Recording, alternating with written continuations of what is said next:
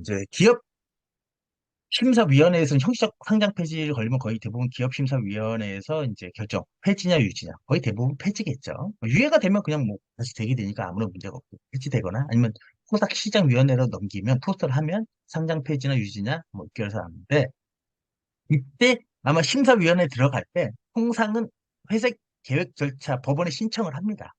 신청하면 신청하는 순간 스톱이 돼요. 그냥 스톱이 됩니다.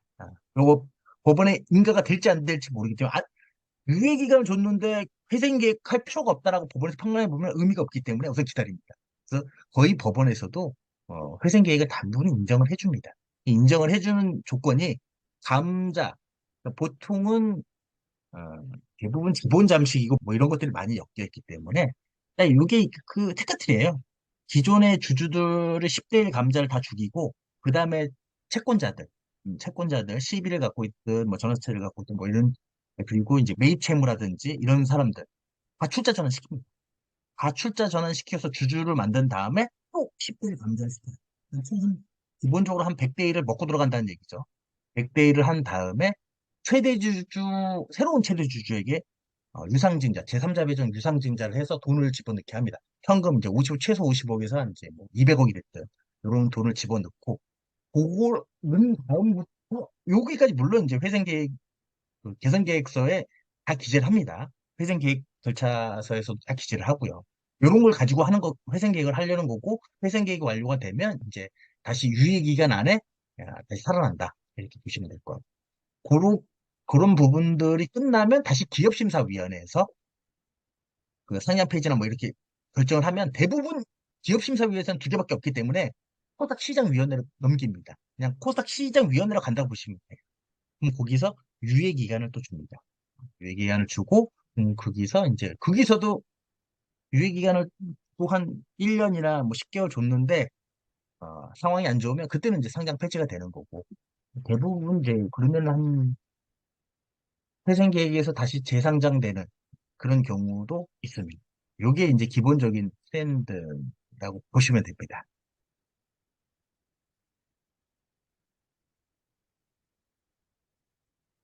아주 간단하게 이제 말씀을 좀 드렸고요.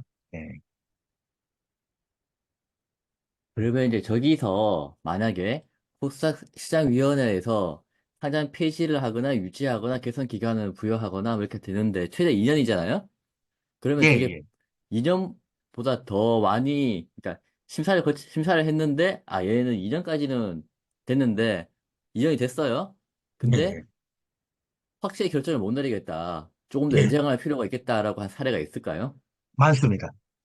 많습니다. 그, 규정에는 최대 2년이라고 되어 있거든요. 근데, 뭐 어차피 지금 그 재상장을 하고 있으니까 뒤에서 좀 볼 거고, 근데 요 최대 2년은 부여할 때 최대 2년인 거예요.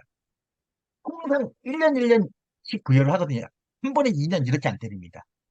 법은 그냥 지침에선 2년으로 최대 2년까지 할 수 있다고 하지만 실제는 개선 기간은 1년씩 부여합니다. 1년씩, 1년씩, 1년씩 이런 식으로 부여하다 보니까 뭐 조금 더 뒤로 가면 실제 이제 샘플을 여기 이제 요런 회사가 있어요. 요게 이제 이거 다 보시면 엄청나게 많은 공시 중에 코스닥 시장 본부에서 이제 좀 그 나쁜 짓 하는 회사, 좀 다시 이제 실질심사 들어갔다 살아났던 그 회사의 이제 2015년부터 23년 6월까지의 거래소 공시.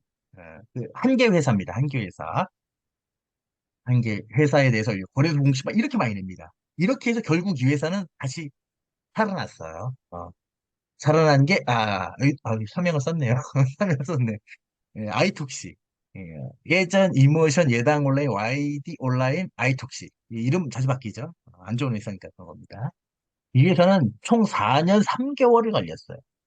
간단히 말씀드려서 2019년도 3월 28일 날 의견 거절부터 23년 6월 13일 지금 현재 거래가 되고 있습니다. 지금 예전에 그 요런 롯데 회사들과 전혀 다른 회사가 된 거죠.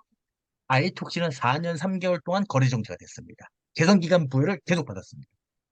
그렇기 때문에 법은 이제 최대 한 번에 때릴 수 있는 건 2년이라고 이제 침에 나와 있어요. 최대 2년 이내로 2년까지 부여할 수 있다. 근데 2년 부여한 기업은 못 봤고요. 다 1년 부여, 1년씩 부여하고 있습니다.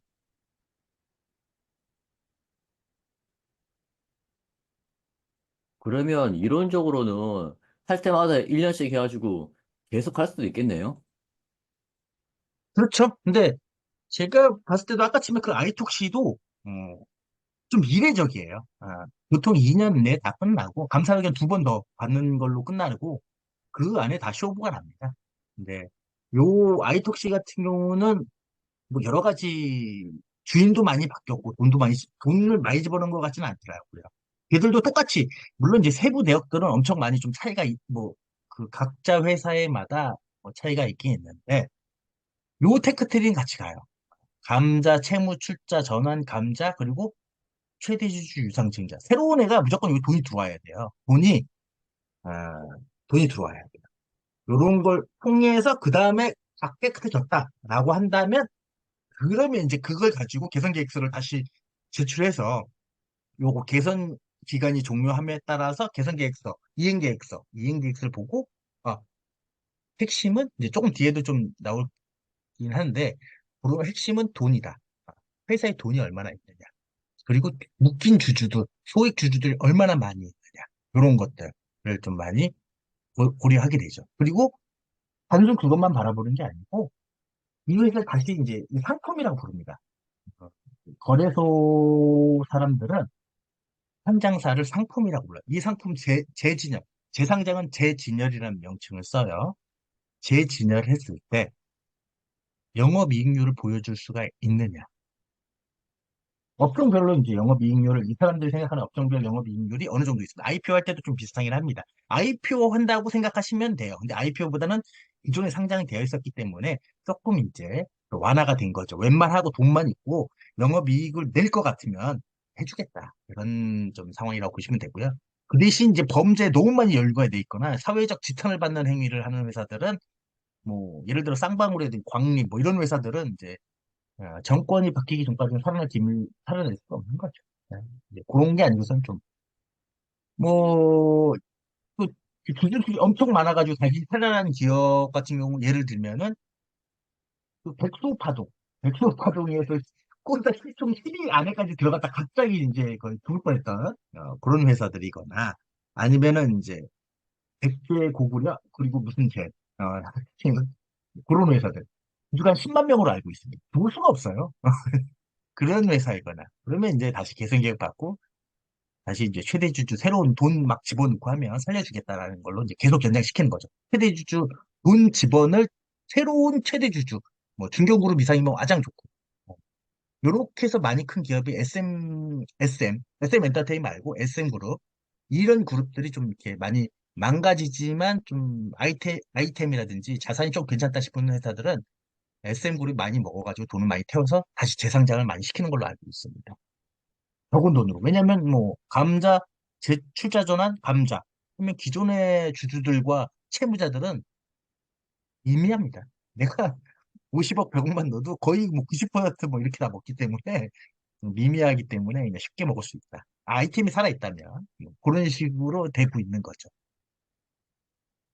이제 사례를 좀 한번 들어가 볼까요?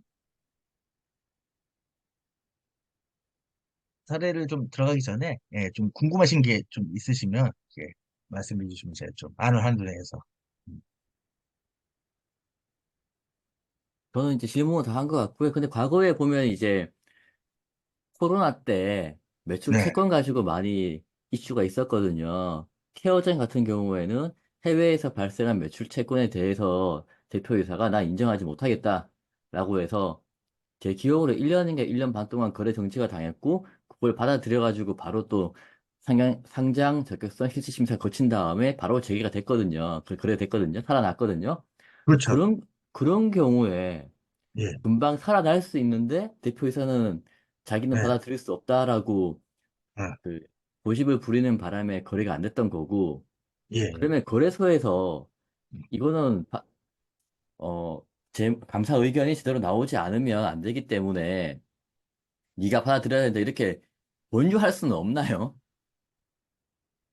거래소에서는 이제 우선 케어전 같은 경우는 해외 매출 채권에 대해서는 이건 이제 회계적인 문제잖아요. 감사인 간의 문제거든요. 감사인이 적정을 때려주지 않는 한정이나 거래 정지를 바꿔주지 않는 한은 거래소에 있는 이 시스템상으로 그냥 이 규정 자체가 적정 이외에는 다 이제 실질심사 들어가게 돼 있거든요. 그거를 이제 상향 폐지를 해야 되는 회사라서 실질 유예 기간을 준 건데 이거를 회사에다 얘기를 했죠, 당연히. 그 해외 매출 채권 증빙이라든지 이런 거 제출해라. 근데 솔직히 상식적으로 봤을 때 아, 꼭 그 문제만 있는 건 아닐 것이다.